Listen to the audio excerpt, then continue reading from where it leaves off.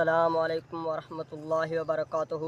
آج کی میری ویڈیو کا موضوع حضرت قتادہ رضی اللہ تعالیٰ عنہ کی شان کے بارے میں ہے کہ حضرت قتادہ رضی اللہ تعالیٰ عنہ کی کنیت ابو عمر ہے کہ حضرت ابو سعید خدری رضی اللہ تعالیٰ عنہ کے ماں کی طرف سے بھائی ہیں۔ حضرت قتادہ رضی اللہ تعالیٰ عنہ نے جنگ احد، جنگ بدر اور غزوہ خندق میں تمام غزوات میں شریک ہوئے۔ حضرت قتادہ رضی اللہ تعالیٰ عنہ کی احد کی لڑائی میں آنکھ زخمی ہو کر رخسار پر آ گئی تو حضرت قتادہ رضی اللہ تعالیٰ عنہ کے بعد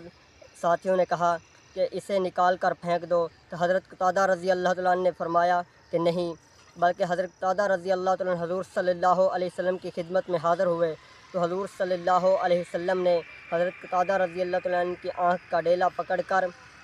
اس کی جگہ پر رکھ دیا تو حضرت قتادہ رضی اللہ تعالیٰ عنہ کی یہ آنکھ پہلے سے زیادہ خوبصورت ہو گئی، دوسری آنکھ سے بھی زیادہ خوبصورت ہو گئی۔ تو حضرت قتادہ رضی اللہ تعالیٰ عنہ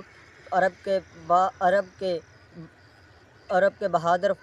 صحابہ اور فضلاء میں سے تھے۔ حضرت قتادہ رضی اللہ تعالیٰ عنہ مکہ فتح کے موقع پر حضرت قتادہ رضی اللہ تعالیٰ عنہ کے ہاتھ میں بنو ظفر کا جھنڈا تھا۔ حضرت قتادہ رضی اللہ تعالیٰ عنہ کی وفات مدینہ میں ہوئی، 65 سال حضرت قتادہ رضی اللہ تعالیٰ عنہ کی عمر تھی۔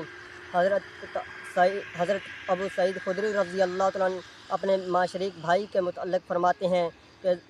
ایک دن گرج اور چمک